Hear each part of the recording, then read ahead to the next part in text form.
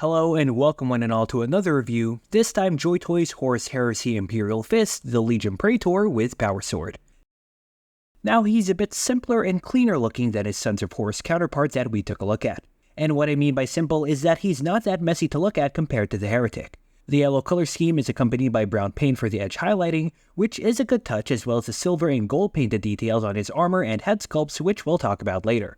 Another few things to note are the arms, which have wires attached to them, both in silver and in red, which looks metal as hell and really sell the look of an older version of the power armor compared to the more modern 40k counterpart.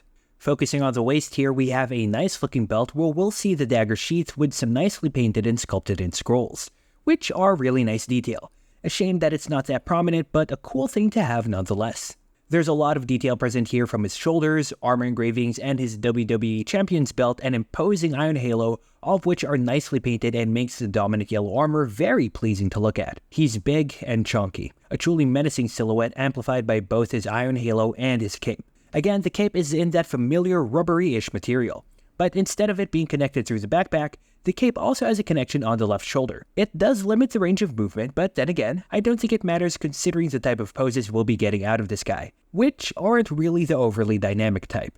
For accessories, our Imperial Fist does not come with a Power Fist, instead coming with a pair of fists, trigger finger hands, and holding hands to hold his Power Sword, dagger, and Volkite charger, which to my surprise is connected by a wire in his left arm. The blades are well painted and detailed, with weathering on the edges of the blade really selling the worn look from years of service. Although it does suck that on my copy, there's a brown blemish on the blade. Not a deal breaker, just a teeny tiny nitpick.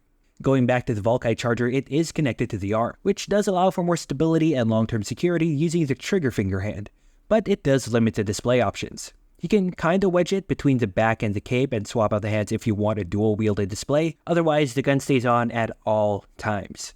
And finally, we have two heads, one with the helmet and one without. Now, this might be my favorite pair of heads to date, with the face sculpt being extremely detailed, the paint on the beard and the eyes being the most impressive to me, with the golden forehead piece and the monocle being the main focus of the sculpt here. The helmeted version is a lot simpler but still manages to make itself stand out with its imposing design and edge highlighting that makes the details pop, along with the beautiful red paint used for the lenses. Between the two though, I do prefer the helmeted version as the ponytail on the face sculpt kinda kills it for me. I don't know why, but the helmeted head looks way more expressive for a wider variety of poses, and the versatility that the display allows for is way more appealing to me. Swapping heads and hands around is just like the last few figures we took a look at. Popping them out and in is based on your preference. Another safety warning for this one, as the spikes on the heads here do kinda hurt, so be sure to heat up the heads before popping them into place. For articulation, we can expect the Imperial Fist Legion Praetor to be similar to the Sons of Horus we took a look at, albeit more limited since the cape on the left shoulder and the toga waist piece do somewhat limit range of movement.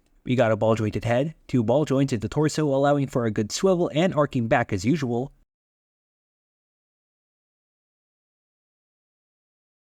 The arms can go out that far, with a butterfly joint. Also present is a bicep cut, double-jointed elbows, and dumbbell-jointed wrists. The legs can swing out that far. Spread is nice for stable footing when standing up, double-jointed knees, and double joints for the feet with a toe joint. The Imperial Fist is as big as our Heretic over here, and here he is next to the Amazing Red, Ironhide, Grimlock, Minifigure, Nargacuga, and Loyalist. Now, when I got into this toy line, I set one singular rule for myself. Only get the Intercessor since I don't know that much about 40k and I won't be that into it. Which was a delusion that was broken instantly when I saw the Lieutenant with Power Fist the following week that I received the Intercessor. But being the genius that I was, I did set up some other rules for myself in the event that I broke and got another Space Marine, which are the following. Only stick to Ultramarines, don't get into any of the Horus Heresy figures. If I was going to buy a Space Marine, it would have to be unique enough in both accessories and design to justify a purchase, and don't get any named characters. As for this review, two of those rules have now been broken. And I can't really say I regret it cause this figure looks so freaking cool. I didn't really like the old style of Space Marines at first, but I can definitely say that they're an acquired taste. The design really grew on me, and I don't think you can blame me. The loadout, yes, is a bit limiting, but for the most part, all of the accessories can be stored on the figure excluding the hands and extra heads. Display presence is off the charts, and he really looks good against his traitor brother. The colors work well together, and I feel that Joytoy likes the Horus Heresy figures more than the 40k ones, especially considering how well the paint and sculpt looks on this figure and the last one that we took a look at. For around $45, I'd say he's well worth the price.